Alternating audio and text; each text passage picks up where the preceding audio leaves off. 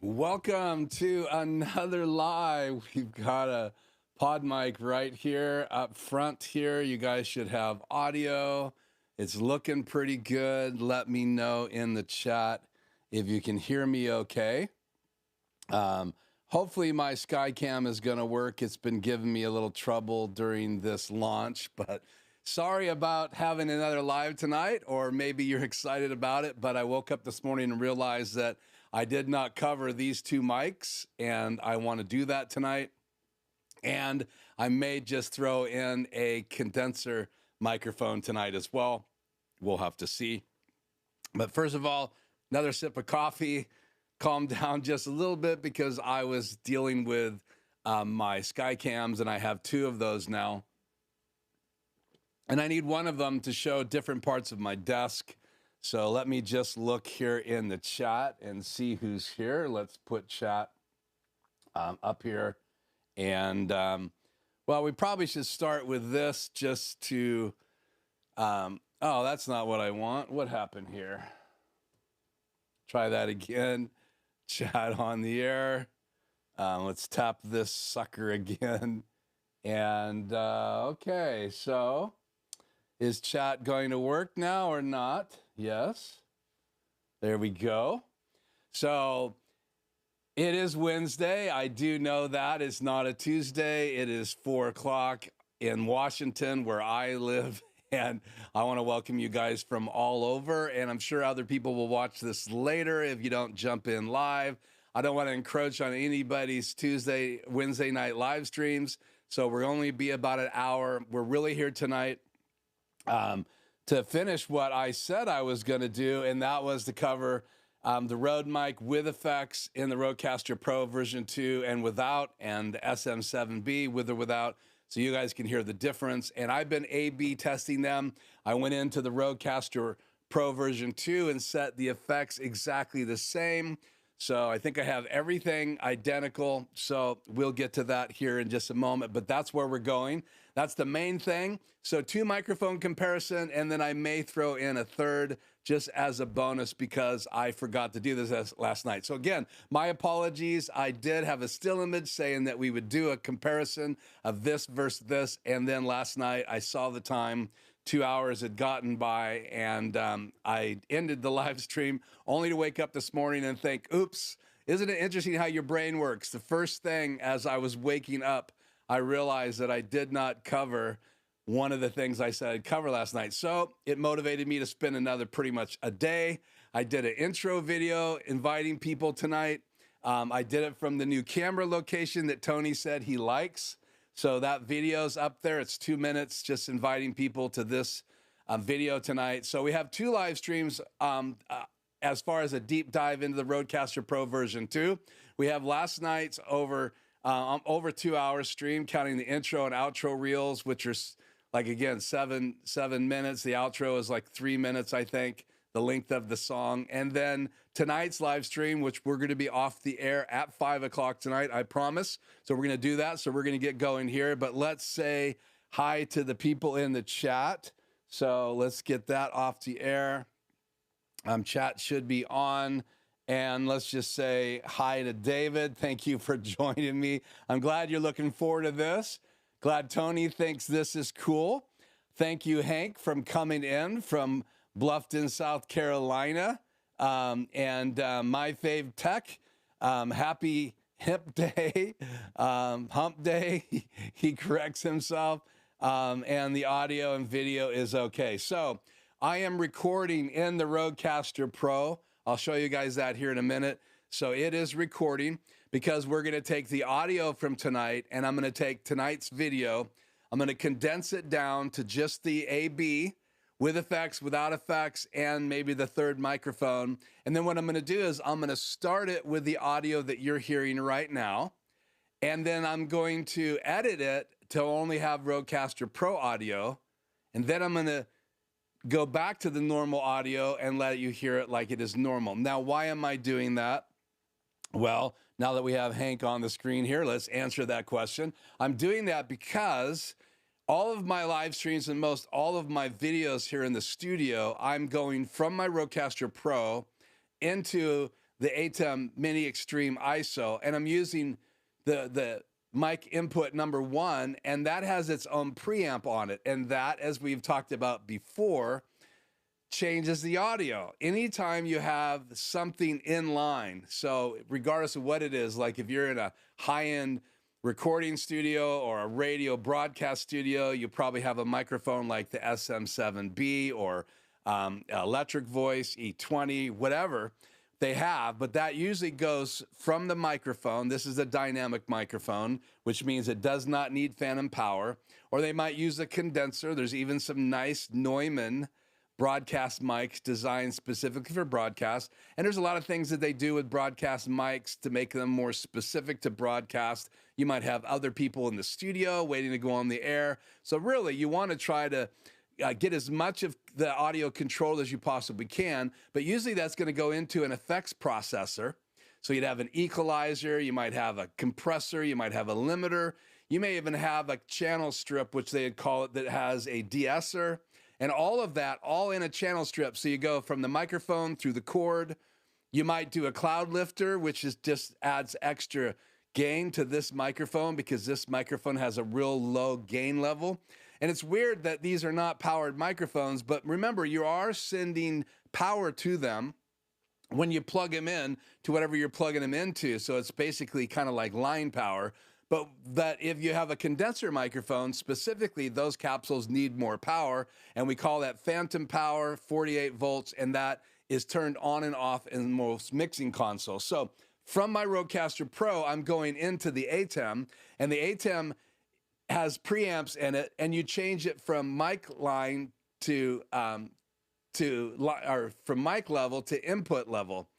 What does that mean? That means that it's just a line level. It's a different amount of gain letting that receive my Rodecaster Pro. So I come out of my right and left Rodecaster Pro output. So you could go into your studio to monitors, or you could go out to a Rodecaster Pro, and I actually have one in my mailbox right now. I bought a short adapter for a whole nother purpose, but I have a quarter inch to a 3.5 millimeter short 3-foot adapter. I buy Hosa adapters because I like them. They seem to do really well. They've worked really good in the studio. I don't want to add any hum to the sound going from the Rodecaster Pro into my AGTEM Mini. And I've also noticed if you don't plug your AGTEM Mini into a clean power device, and so you can buy those from Furman. Monster makes some power strips that you can get that actually have clean power in them. But long story short is you want to make sure that you're not getting any buzz from lights in the outlet you plugged into. So you isolate that by plugging into a power strip that actually has built into it some relays that clean and condition the power, and that cuts down the buzz. Well, the Rodecaster Pro right now is recording in it. And so that recording is exactly what the Rodecaster Pro is hearing from my microphone through the effects that I have set.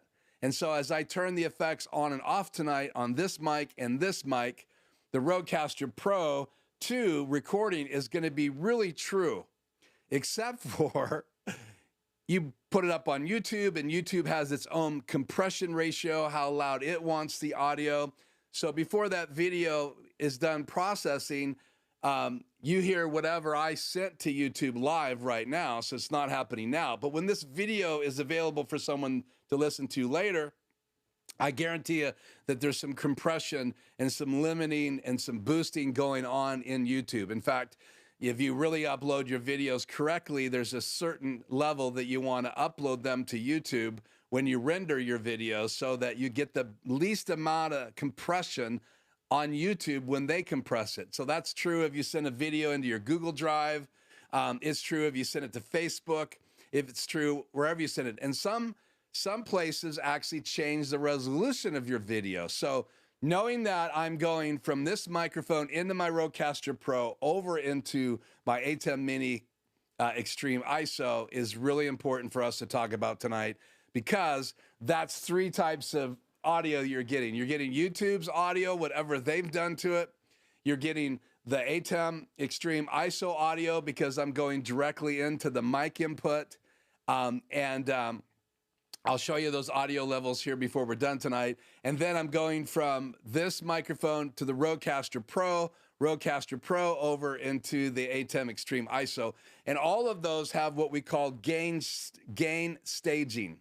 There's the gain slider knobs, which is what's going to go into your headphones, or if you have it routed to your output. So my sliders change the volume of my live stream.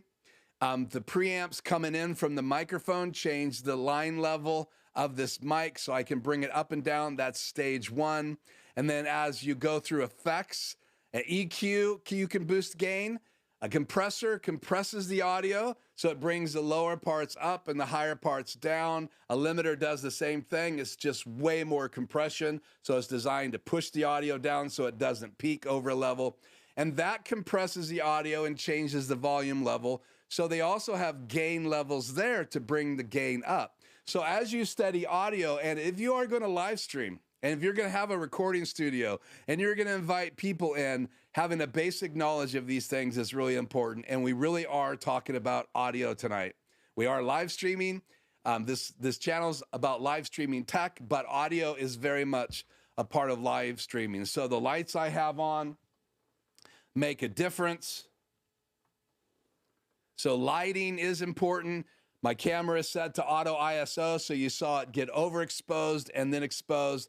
And that's because occasionally I'll change the lighting in here and I don't want this camera to go off, so it'll automatically adjust. So again, I have 3 different angles, but I'm using one microphone right now to go into the Rodecaster Pro. So tonight we're going to talk a little bit about effects and how they affect the microphone. 2 different dynamic microphones we're going to compare, and we're also going to bring in a condenser microphone that I have above me, and you're going to listen to all 3 of those tonight. These 2 you're going to listen with effects on and off.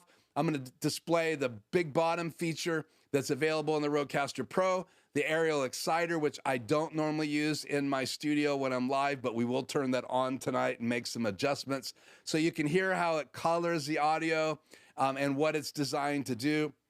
And so we'll bring on big bottom, we'll bring on the Aural Exciter, we'll try these 2 microphones with it on and off. And then the overhead microphone, I'm just going to turn the effects off and the effects back on so you get a real idea of how that microphone compares to these 2 clean and then with the effects on.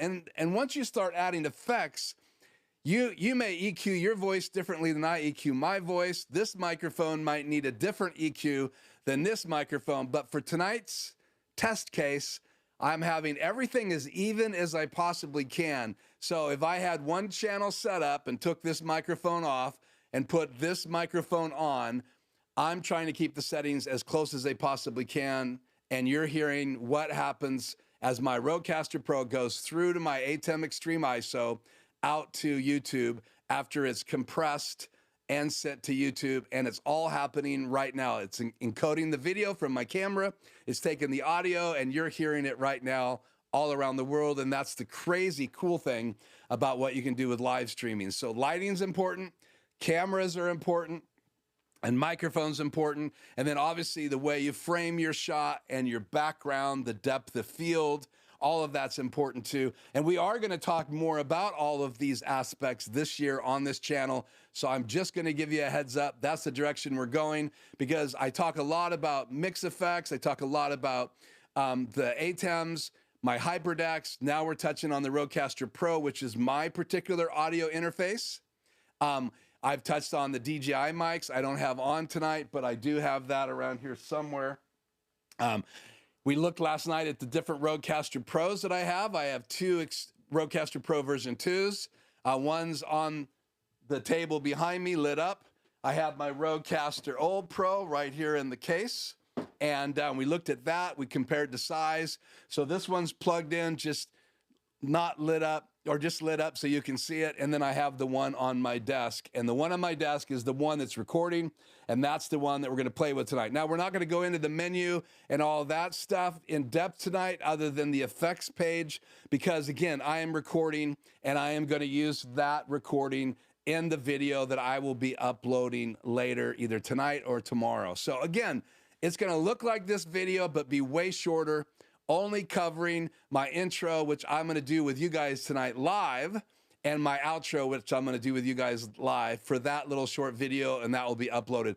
I want you to put your headphones on and be able to hear the Rodecaster Pro. Even though it's going to YouTube, I will try to put it as the best level that I can find statistically right now for YouTube. And if you already know what that is, then go ahead and put it in the comments. But if it's minus 15 or 16 or 17 dB, actually not dB, but the level, radio level, then that's what I want to put it up onto YouTube so it gets the least amount of compression as it possibly can, and then upload it. And really, in reality, that's just going to be so that you guys can hear what's going on. So let's get back in the chat. UStep Productions is here. Hello from Austin. Thanks for coming. David says, YouTube audio compression really bugs me at church. What's monitored compared to post-YouTube compression is very difficult. It's a lot quieter on YouTube and doesn't sound as clear. So let's address that. David, a lot of churches now are taking clips. They're recording in their live gear in the venue. And remember, a lot of the venues that I've worked with, they have one room where they do mixing all the live audio for the house. Usually that's in the auditorium, and that's true with a concert venue. That's true with businesses that have like libraries where they hold meetings. That's true with Congress and all these places. So typically you're going to mix audio for the room if there's microphones involved so everybody can hear you as well as they can. Remember, every place in that room, you get different reflections off the wall. If you're in the back corner, you're going to get more lower frequencies. If you're in the middle of the room and you're off access from the speakers, you may not get as much clear audio depending on what kind of speakers they have. But then they have another room completely separate from the main auditorium because they don't want to hear any of that. And in that room, they'll set up a recording studio like I used to have. And in there, they're gonna mix for the live stream audience. So that's a complete separate mix. In fact, one of the churches here locally that I've worked with, I volunteered for, we're not attending there right now. It's my parents' church, but I've been involved there before. You go into their upper room behind the balcony, you go in there and they have a professional section that's treated to do really high-end mixing, a very expensive console. And they do all of their live mixing, and they record just the first service. There's two services. They record just the singing part of the first service, and then it ends, even on Facebook, and a bunch of people can go to that. It's not public, but a bunch of people have been invited to it, because then they'll go and listen to that during the break, and then they can sit down at the console and make adjustments for the live service that everybody's going to hear. So the 11 o'clock service is live on YouTube. The first service, which is now at 8:30 at that location, that's just practice.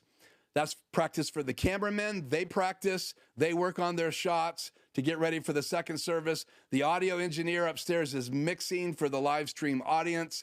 And then that is practice. So he has all the time from the time that singing is over and the announcements and offering and the message and then the response time, all of that. He has that whole section and the break between services to go out to his car, to use his headphones and really listen to what the audio, open his iPad, put his headset in and listen to what the viewers are listening to, and then go back and make adjustments for that. And that's pretty high tech. So again, audio for live streaming in a venue is different than audio for live streaming in my house because it's just me talking to you, and what's happening in this room isn't that important because no one's talking to me. I don't have any guests tonight, so I just hear my voice live, no headphones, no speakers on in here. It's just dry. And if I want to hear what you guys are hearing, because I have an extreme ISO, I'll reach over and grab my headphones and I can listen to what things sound like. And I will put these on tonight before too long. Okay, so I want to get started with testing these two microphones here in a couple minutes. Let's finish saying hi. Tony, I said hi to earlier. Good to have you again, DJ Ware. And I think that's everybody in the house. Typical broadcast level is minus 23. Yeah, that's broadcast level. But if you do research, Tony, and that's true, broadcast, television, all that stuff. But commercials, I guarantee you, commercials are being compressed at way higher than that. That's why all of a sudden, if you've noticed some commercials, your TV goes blaring and you got to mute it or turn it down, and then the program comes back on. and it's not right. And some TV now you're watching online, streaming, they just take the original recording of that series, like if it's MASH or Brady Bunch or Lost in Space, some of those shows that we grew up with, their levels have changed over the years. And so their levels might be really low when you're watching that on streaming. And then all of a sudden you watch a modern movie and it's blasting you out because it's all over the place. But typically, major TV stations have one level and they're going to maintain that. And everything they play in-house or bring in goes out at that minus 23 dB level. But Facebook, the last time I did my research, you wanted to send your file at like minus 16 or 17, which I don't like that much compression. So I've been sending things to YouTube at like minus 18 or minus 19. But in reality, what you're trying to do is find that window where whatever Facebook is expecting to have for final volume. So if you go over that, they're going to compress it down. If you're under that, they're going to compress it up when you upload your video. And to knowing where that sweet spot is where you get the least amount of artifacts. Remember, as you compress that audio or you expand that audio, it's changing the audio. And so those digits get digitized differently and compressed differently. And obviously it affects a number of things, sound pressure in your ears. That's why if you have certain music in your earbuds or in your earphones, if you have a really nice set, like I love these newer M50s. These are called the M50Xs. If you have these on, they're designed to be pretty flat. That means there's no real bumps in the EQ. So they're great for mixing music if you're a sound tech, because you're really hearing everything flat, not colored. But if you have a good set of earphones and you're listening to certain rock music or certain type music, it's so compressed that your ears actually get sore after a while because that is sound pressure. Sound pressure can affect people in a room. Subwoofers are designed to put sound pressure out there. Corners of the room where bass frequencies increase can affect your sound. And that's what I really am looking for is what is the sweet spot on YouTube? What is the sweet spot on Facebook? And I haven't done research on that for a couple of years. Because I haven't been producing videos for clients for a couple of years, only my videos for my channel. And most of those I upload at minus 18 or 19, just so you guys can listen to my videos and check that out. So David says he has 2 mixes, one for YouTube and one for the auditorium. Good job. That means that you are doing what needs to really be done. And some people do that in the same console. Matrix mix or whatever. One goes to the nursery, one goes to the lobby. If you're a venue, one goes to the green room. If you're a venue, one goes to the main room, one goes to the auditorium. Now we have people with closed circuit. So instead of building bigger buildings, they have multiple rooms where they're sending a video feed. So you could be in a venue at the live venue and not seeing anybody live. That happens as well. And I have some friends that have done that. So 8 people here, 1 like, let's get going. Yeah, likes help, so thank you. Some of the venues around here have strict ceilings. As long as the ceiling doesn't come down, you can crank it louder. YouTube LF is minus 14. Yeah, that's crazy. To me, that's way too compressed. I'm from the school that says that you want to give your ears the ability to go up and down, but a lot of things on YouTube, I guess they typically feel like it's speaking, but when you start compressing music like that, I guarantee you, if I could take the original WAV file that I recorded of bands in my studio and put you in my studio with earphones the way I mastered it, and you're listening to a WAV file, not an MP3, because even an MP3 is compressing it and changing it, digitizing it, makes the file smaller. But when you go right from 24-bit or now 32-bit float, and you can put headphones on and listen to that, even after you've compressed it and mastered it, when you're mastering a 32-bit file compared to a 24-bit file or a 16-bit file, and some of the games that we played were like 8-bit. And so not a lot of information there. I always say it's like if you cross a bridge that's nice, smooth asphalt, that would be 32-bit. I mean, icy smooth. You can get down on that asphalt. It's so new, you can barely see gaps. And if you get really close, you can see little air holes. But now imagine putting a grate down, putting lots of grate, really narrow grate going this way and going this way, so you can still see through it, but barely. Like if it wasn't super bright below it and super dark above it, you couldn't even see through it. Now imagine as you spread out that grate to those holes get bigger and bigger, and it wouldn't matter if it's night or day, if it's dark at the top, light at the bottom, pitch black at the bottom, and light at the top, that light's gonna seep through and you're gonna be able to see through those holes. That is some of the bridges I've crossed, and you can see right down to the river, and that would be like 8-bit. And then that beautiful asphalt, brand new, just laid down, or concrete, or whatever it is, that's got that nice glaze layer on it, like a garage, brand new garage that's been smoothed out. That's like 32-bit. And again, your ears necessarily don't know the difference, but you'll feel the difference, and you'll hear the difference if you've really experienced high-end sound, like the audiophiles that have very expensive sound systems in their homes, treated rooms, because they want the best of the best when they're listening to their favorite band. And they even purchase special music, special files. Some of them have to be bootlegged to get them because everybody else is listening to an album and they're listening to a high-end WAV file that they got directly from the producer. And again, it makes a big difference. Okay, so let's dive into this. So you are listening to the Rode, the SM7B. This is a Shure microphone. We'll bring it on the camera here.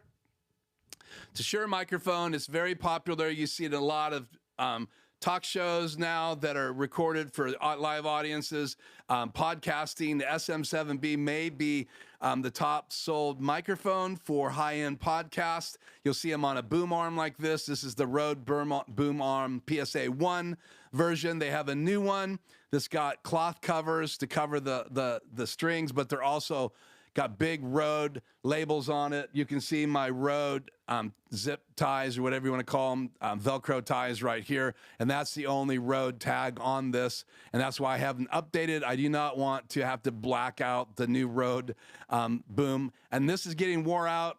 So I do have to replace it this year, but usually this is what you're going to see. And if you run this through the old Rodecaster Pro, you're going to need a booster, a line lifter, which basically adds more power to the microphone before it gets to your mixer, because the old Rodecaster Pro, which I have right here, it did not have enough gain to really handle this microphone correctly. It needs probably about 60, 62 dB a gain. My Rodecaster Pro II will do 77, I believe we saw yesterday, and this would not do anywhere near that. So keep that in mind. If you're going to use a SM7B, you're going to want to get a cloud lifter of some kind, some version, so that you can actually lift the audio. But when I originally started live streaming, that's what I was using. So let's see if we can get our, let's see, Jay's here. So let me say hi.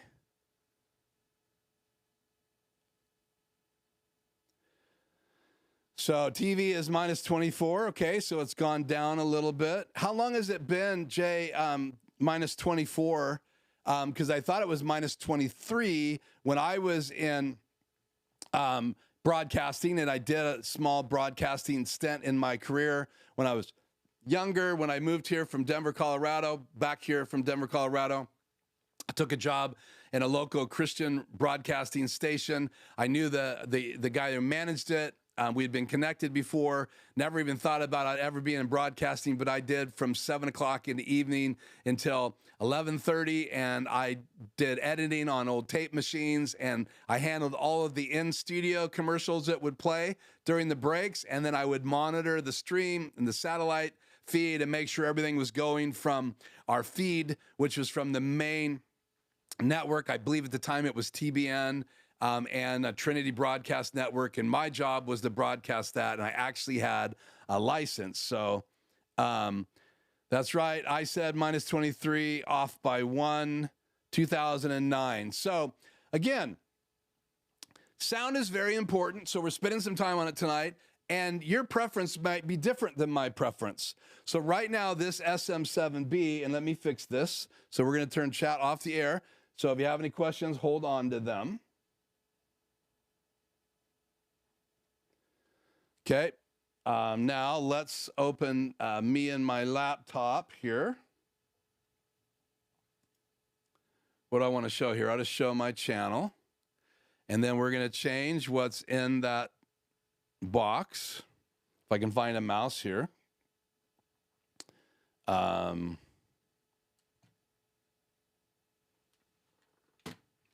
mouse decided to stop working, of course, because I'm live. Okay, so box 2, we're just going to change that to my PC. There we go.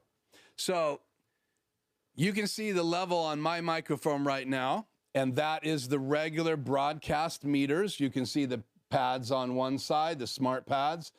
I mean, that's the picture on the LCD screen. You can see my level going to you guys right here.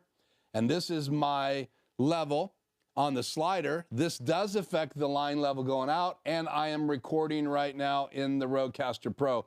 So everything's being recorded. I'm actually recording multiple tracks because I want to level out the audios. If I don't have it right, I'm going to be able to level out the audio of the 3 mics that we're going to see tonight. So you're hearing me live right now. There's your signal. I'm going to push the button on the Rodecaster Pro, which we covered last night. You can see I have it set for a SM7B. I'm at minus 63 dB. It's a little hot because I'm getting close to the microphone as I lean in, so let me lower it. So that's a little better. Little hot, so you don't quite need 63 dB, but people were complaining about it last night. So let me just bring this down for right now, which is also changing it in my recording. So we're at minus 60, and I think I could get close to this level with my cloud lifter, but not without it before. So the processing is on. So all of my processing is on right now. If I hit that green button right there, it all goes off. So this is the SM7B by Shure. Let's do the introduction here first. Hang on one second.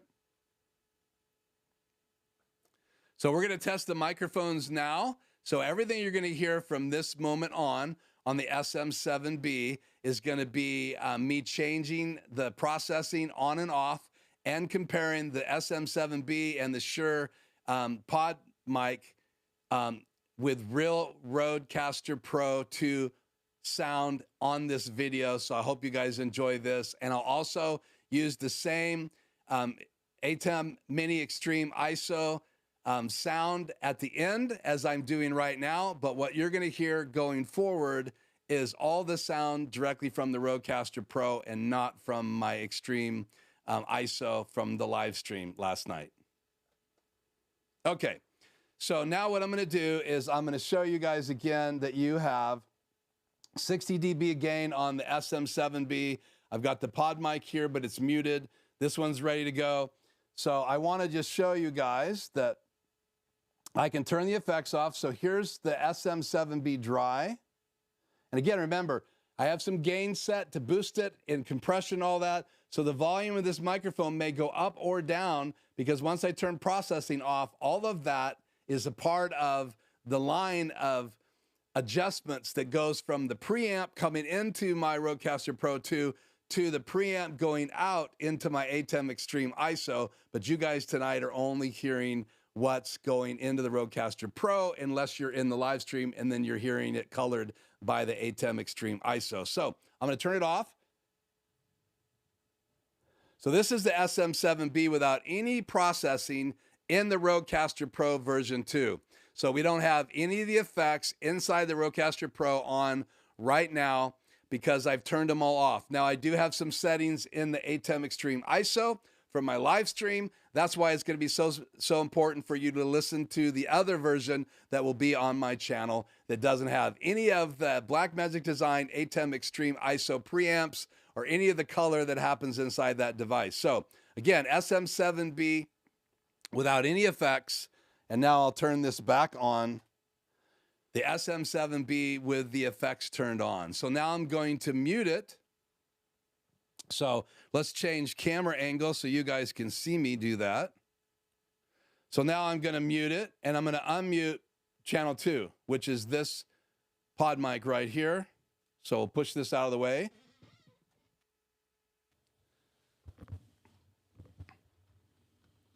And now this is the Podmic, and you guys still have levels, but you're hearing the Podmic, and I'll show you that.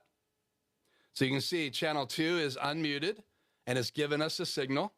And I have channel 1 muted by the red, channel 4 muted, and I have the 2 USB channels muted because I don't want any audio coming into my live streams from those. And I have the microphone about the same distance from my voice, and I'm trying to aim, like I always do, below my voice, my chin, so you're not getting a lot of plosives, P's and T's and that. So try to always speak over the microphone.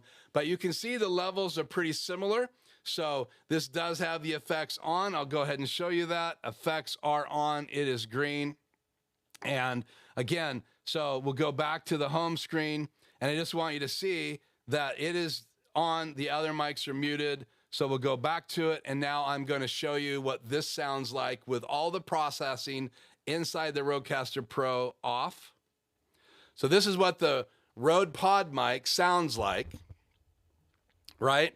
Without any effects, and it's about the same distance. I just picked it up off of my desk, trying not to do any kind of movement so that you guys can just hear the Podmic. I want to go back to the home screen.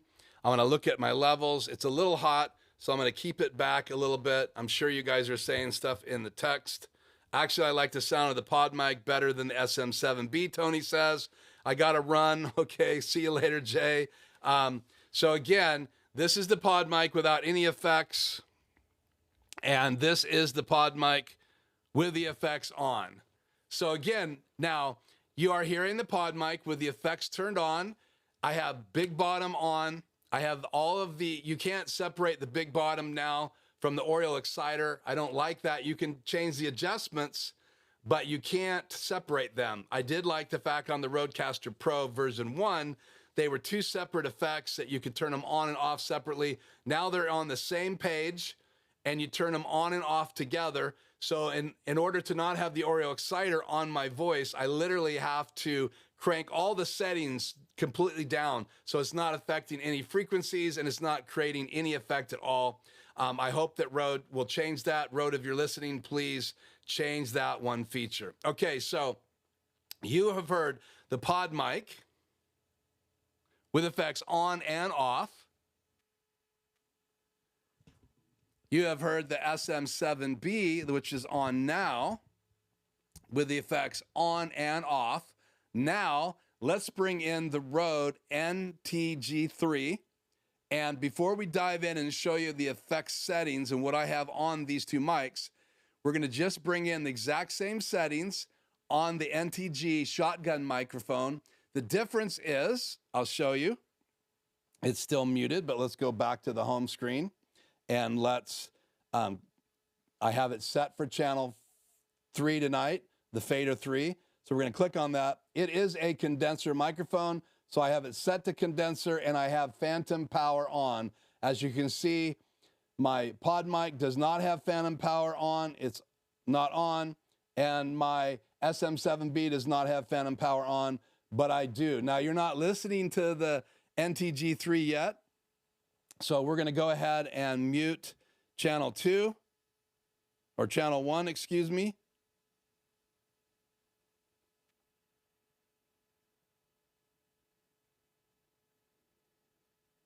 Chuck. I'm going to unmute the NTG3. Now, it's the older version. They have newer versions of this now. It is a condenser microphone. It is my go-to microphone for my talking head videos if I have one person and I'm just doing a talking head where I'm off camera asking questions and they're answering the questions. So you may have my audio on a lapel mic asking the questions, but then I have this pencil condenser on them. I might have it on a boom pole. I might have it on a stand. If I'm outside, I may have it in a blimp, which cuts down the lower wind sounds. But then if it's really windy, I'll have a dead cat on that. And we'll talk about that in another video. So you're now hearing with processing on, and let's go back up to the close-up. The NTG3 above my head, you are hearing it, and it's aimed right at my chest. It's further away. This is about, I would say, that much distance. So I'll bring this down, turn it sideways. It can't even fit in the camera. So literally it's about wider than this frame from me, because I don't want it in the frame. So it really should be right about here. But this frame changes when I go to full screen. So if I go to full screen, it's right just off camera, just so you know. And I could bring it in a little closer, may adjust that in the future. So again, Podmic off, SM7B off, have the overhead microphone on. Here is what it sounds like without processing. So, oops. So here is the NTG3 shotgun condenser microphone. So it does have phantom power. And this is what it sounds with no effects, no processing inside the Rodecaster Pro II. So the recording I'm making tonight will have no processing whatsoever on this microphone, only the gain and the phantom power, and that's it. No EQ, no nothing is on this microphone, so that you can literally hear these microphones with processing off and with processing on. So now what I'm going to do is go through them one at a time. So we'll turn the processing back on the NTG3. So this is the NTG3 with processing on. So this is a test with processing on the NTG3 shotgun microphone above my head.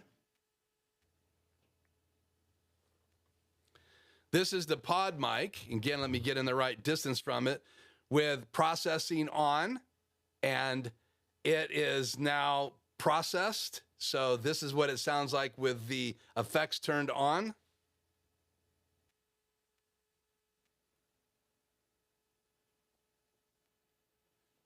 This is the SM7B, again, with effects on, processing on. So you're hearing the SM7B with processing on.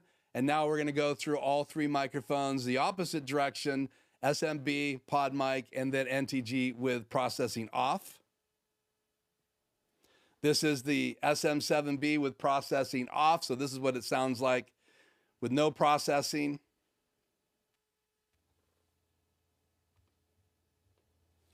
This is the Podmic with no processing on, just dry again.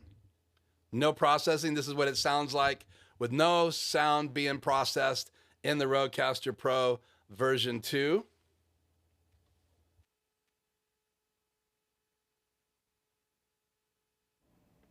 And here is the NTG3 with processing off. And again, it's a little hot. So I'm going to bring that down just a little bit so you can hear it.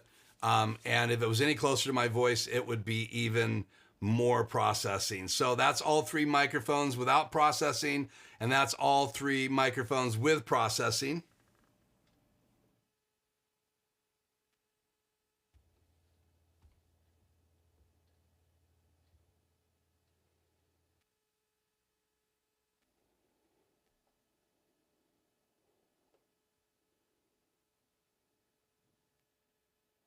So I'm back on the SM7B, which I normally use live with the processing on. And now I want to take you through and show you guys the settings before we leave this video, because I want you guys to see it.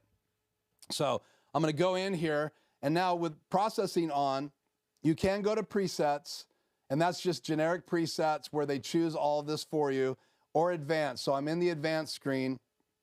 So start with the high pass filter. You can see I'm set at negative 70 hertz and a slope of 12 dB, and that's what this slope is.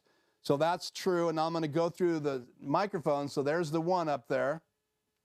There's two, same slope, same settings. There's the NTG3, and it's really number 4. It's just in that third position. And you can see everything's the same. We'll go back. And then back. So now we'll go into the de-esser. You can see the settings there, get a snapshot of the de-esser for the SM7B. That's a snapshot for the Podmic. And that's a snapshot of the overhead. And you can see it's cutting. You can see it cut, and that's designed to cut out the S's and the T's and the sibilants and hopefully I have that frequency set right. I used the settings from my SM7B to set that.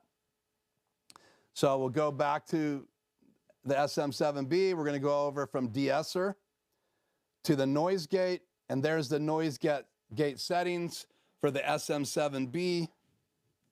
There's the noise gate settings for the Podmic, and there's the noise gate setting for the NTG3. Now those aren't identical because that's cutting out background noise, and the condenser and the Podmic and the SM7B pick up noise differently. So I've adjusted those accordingly. So I apologize for that, but I really don't want you getting any of that hiss on the Rodecaster Pro recording. So again, we're going to go back to mic 1. Now we're going to go to the next effect. That's the compressor. You can see the compressor settings for the SM7B, compressor settings for the Podmic, and compressor settings for the NTG3. So you can go back and watch this video to see the settings. They should be all identical now. We'll go back. Now we're back in the SM7B. We're going to go from compressor over to the equalizer. There's the EQ settings for the SM7B. There's the EQ settings for the Podmic. And there's the EQ settings for the NTG. Now I would EQ these differently normally, but I haven't tonight. I just set them all the same, so you'd get a good comparison of all three of those microphones when we're doing the microphone test. All you're hearing now is the SM7B, and as you can see, it has the settings are on. So now let's go over back to the SM7B. There we go again from the equalizer. We're going to go over to the exciter, and this is the big bottom on the left and the exciter on the right. And I have the exciter completely leveled out, so no settings. So you're only hearing big bottom tonight. You have not heard the Aural Exciter. We're going to add it right at the end of tonight's video so that you guys can hear what the Aural Exciter sounds like. But this has got big bottom on it now, and all the other microphones have big bottom as well. And that's a boost. You can see it's boosting the low frequencies. You can see it on the graph. It's pretty obvious what it does. The picture tells the story, and you can see that the frequencies it's boosting. Now, if you roll off all those frequencies, like often we do, it's only going to boost a little bit above that. So keep that in mind. If you got diesel trucks going by and you have a lot of low frequency hums, then you may not get much of an effect from the big bottom. So keep that in mind.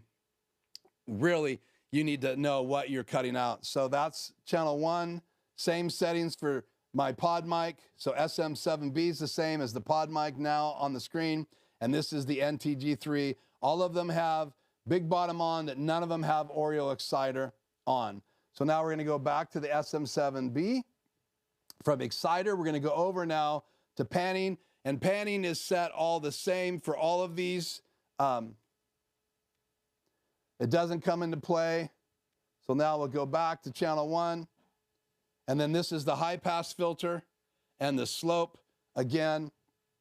And you can see we've already covered the high pass filter. So that is all of the effects, except for we have not turned on Aural Exciter yet. I'm going to do that right now. So on the SM7B, you have Aural Exciter button and you have big bottom. So I'm just going to hit the Aural Exciter button, but they're all on the same screen. And this is what I want Rodecaster or Rode to change, separate them out, give me separate settings. So now let's go in here and let's just add a little of this. Let's say we'll add a little bit. I don't know where I'd want to excite my voice.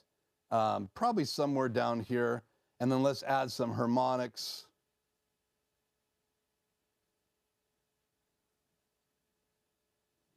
And there you go. That's with the harmonics on, and you can see it's getting boosted now on the right-hand side. So you can see both these effects on the graph.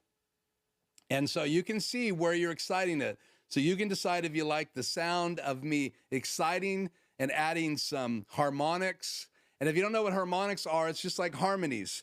There's different ranges of harmonies that this boosts in whatever frequency I set. So right now it's at 1022 hertz. And so that is literally boosting harmonics in that area around that band. So let's turn that off now. And let's go over to the next mic.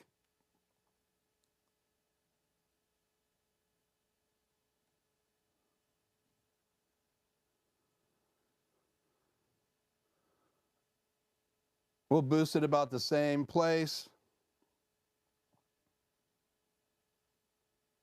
And there's a little Aural Exciting going on the Podmic. So I'll talk into the Podmic. You can see we're on mic number 2 and we're exciting it with the Aural Exciter. I don't know if this is exciting or not, but this is what the Aural Exciter sounds like on the Podmic. All the other effects are the same. I've just added one more effect, and that's the Aural Exciter. I'm not going to demo it on its own tonight. That's for another video. If that interests you, let me know. Then we'll go from completely dry to adding that one effect, but it would take me a while to set it up. So we would just set up one microphone channel and then try a different mic and play with the Aural Exciter. Okay, so let's turn that back off. And you can see as I tap on them, I can use this controller to adjust it. Still got big bottom on. There is no Aural Excitement happening. So you can turn it off by zeroing them out, but I just want to choose these separately and turn them on and off right here. So big bottom is off now. And now it's back on again, and that's the buttons you push. So now let's go over to, oh, I forgot to turn on the Podmic, so let's try that again. Podmic is on, yes, sorry about that. So let's go to Aural Exciter. Let's bring that up.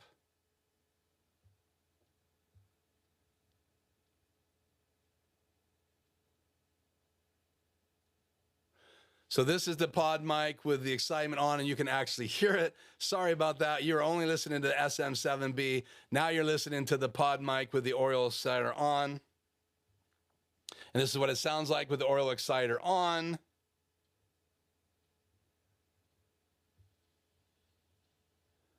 And I'll demo that. This is big bottom and Aural Exciter completely turned off. So I'm going to turn big bottom back on. You can see there's no Aural Excitement happening on the Podmic, but there is in the big bottom effect right there. Okay, so we'll mute that. And we'll go over one more. Now we're on the microphone above me. You can see that it is live and the other two mics are muted. So now you're listening to the NTG3. We're going to click on it. We're going to go to the Aural Exciter. We're going to crank this up. Similar settings, not exactly identical, but we're really just letting you listen to what the Aural Exciter sounds like. And so this is what the condenser microphone above me, the NTG, sounds like with the Aural Exciter on. So that's what it sounds excited. If that's exciting to you. Now both of those effects are off. All the other effects are still on, but big bottom is off on the NTG3, and so is the Aural Exciter. And who knows, you might like the NTG3 without big bottom on, and you might like it with it off. It obviously is going to affect a condenser microphone a little differently than it's going to affect a dynamic microphone. Again, these don't need phantom power, but that microphone does need phantom power. So we'll turn that back on and go back to my main microphone and to my main screen. So that's pretty much what I wanted to do tonight, to show you guys what the Rodecaster Pro recording sounds like when I go from the SM7B with effects, without effects, demoing the big bottom on, the Aural Exciter on, the big bottom off. Same with the Rode Podmic, same with the NTG3. You got a chance to hear a little bit of those compared to each other.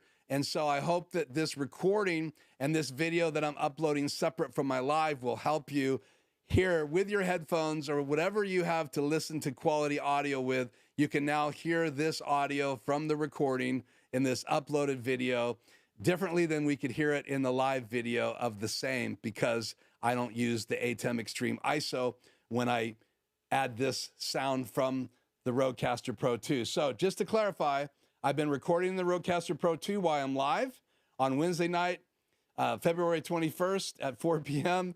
And I'm going to use that recording and replace the audio from my Extreme ISO Blackmagic Design switcher.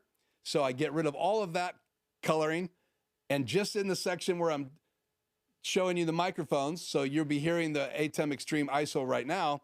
But in that part of the segment where I'm reviewing the microphones, the uploaded video that will go up after the 21st will actually have the legit audio from the Rodecaster Pro II. So thanks for joining me live to learn that. And if you want to hear the whole live video, go over there and listen to the whole live video. So again, I'm back. Let's catch up with you guys on the chat. And so let me put chat on the air here. Have to make some changes, obviously. Okay, so let's see if I messed something up here. Chat on the air. We have high-end audio processors to make sure the levels don't go over. Yeah, and I think you're just talking about when we were talking about, Jay, at the studio or at the TV station, you have channel strips. You're probably using channel strips at your TV station. So they're actually analog channel strips, or are you using computer-based digital effects like a Rodecaster Pro has digital effects built into it. It's also got some analog things going on inside. We just don't know how much is analog and how much is just happening in the digital domain. So, and there are some channel strips that mix digital and analog using real tubes. So sometimes they use tubes, other times they're using digital processing, and they can make some pretty cool channel strips. And I've owned a few of those in the past. So good to see you, Jay Heel Studios. Thanks for joining me. We're catching up from last night's live stream because I forgot to come and explain the difference between these microphones, the SM7B, the Podmic, and we threw in the Rode NTG3 condenser tonight. So I got to run. I saw that.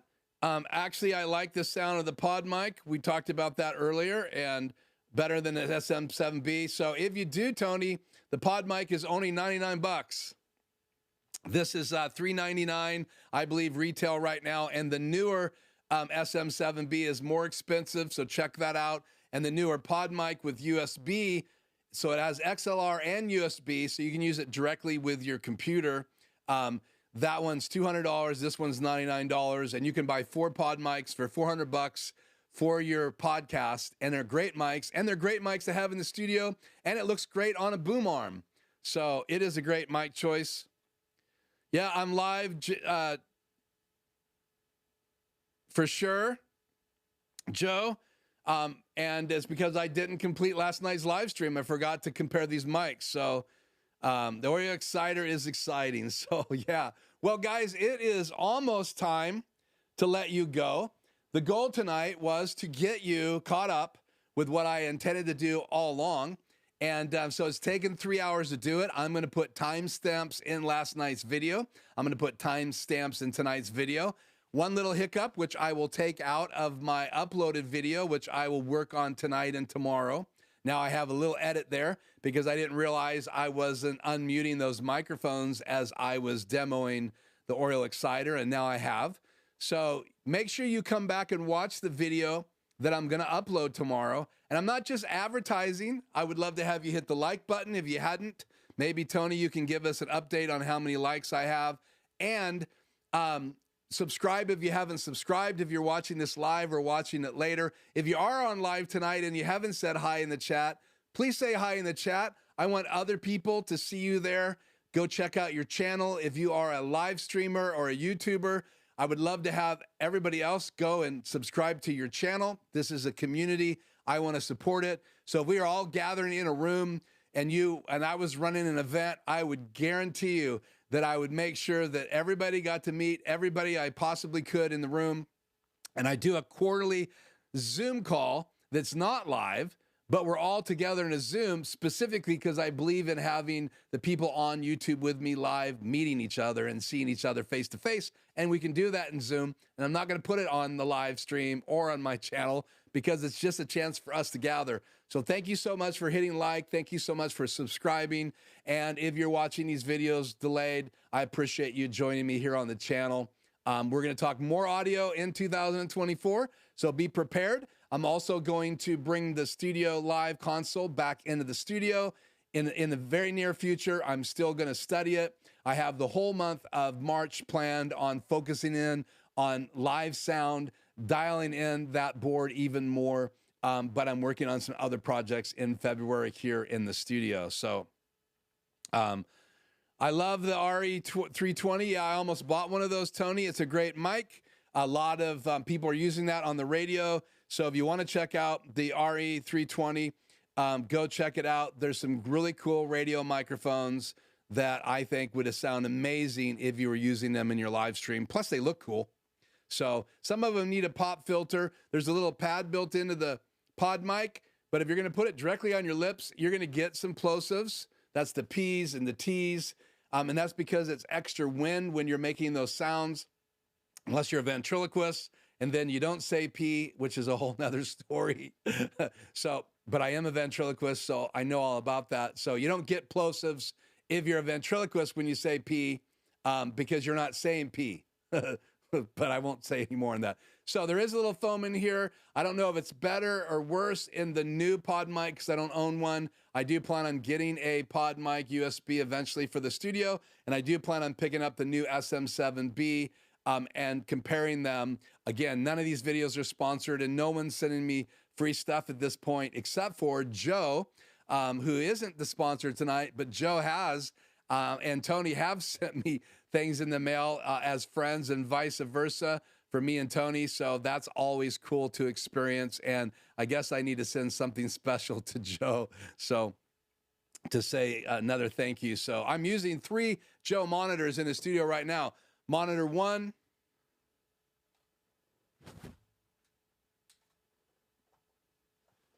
Monitor 3 right there. Tony likes this shot, so I'll turn my extra light on. So this is in my introduction video tonight, or my invite video. And then now that I got camera 1 that's been timing out on monitor 3. So all of them have a confidence monitor, so I can look up and make sure that you're seeing what I was hoping that you would see. So appreciate that. Good night, Tony. I see 10 watching, 7 likes. Let's get some more likes if you guys like the video. JG Hill Studios, good to have you. 12 now. That's awesome. I have 2 Podmics and the original and the Rodecaster.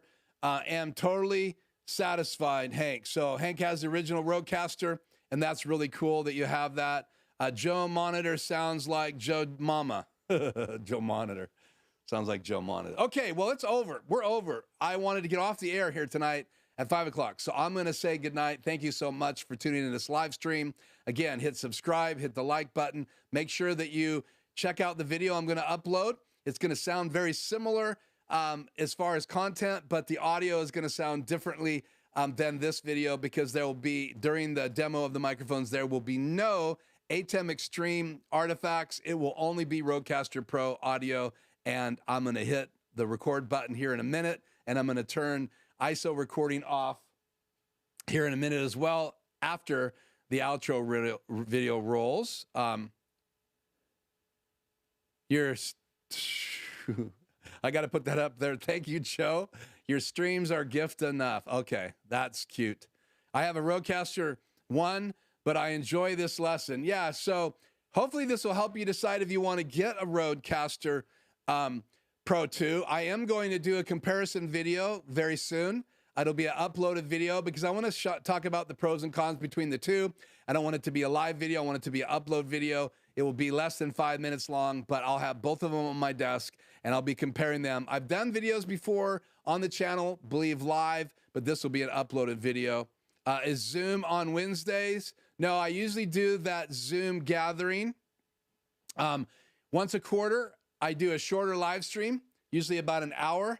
Then we break, and then anybody that wants to be in that Zoom can subscribe to my website on the contact page. I'll put that link in the description. It's not there now, but it's in some of the other lives I've done. You click on that link, you put your name in there, your email. If you want to give me your phone number, that's perfectly fine.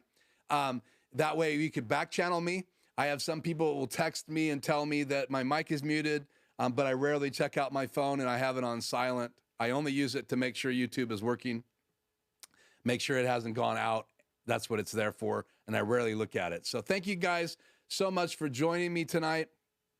Thank you so much for subscribing and liking these videos, and I appreciate the thumbs up as well as you guys being here. The biggest thing that you can do for me in reality, the number one thing, is show up, because it's really nice to have an audience when you're doing a live stream, having some comments, some questions, and I'd love to see more questions. I'd love to see more people in the live stream. I am going to visit some other people I listen to live. Occasionally, they'll give me a shout out. I do get a chance to glean some new clients from that, as well as some new subscribers on my channel.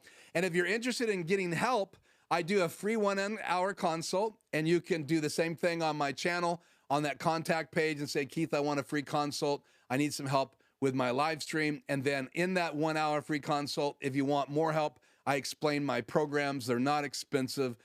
There's no long-term commitment. And once you've done the first commitment, you can use my services anytime I'm available, and you can buy an hour at a time, and you can come check that out. But I start with a free consult before we ever talk about any of those programs. So if you want to take advantage of that, same thing. If you want to be in the Zoom, say I want to be subscribed to the Zoom meeting once a quarter, and I'll send you an invite, and I announce it on my live stream, so you won't have a clue it's coming unless you join me live. And then number two, if you want a free consult and you haven't already got one, so I don't give 15 free consults preferably, but I do want to meet you, and I love just that hour just to get acquainted and find out more about the people that find me on YouTube. So that's it. I'm done. I'm over. Thank you so much for being with me tonight, and I will see you next Tuesday live at 4 o'clock. Until then, I'm Keith, and we're out of here. Peace.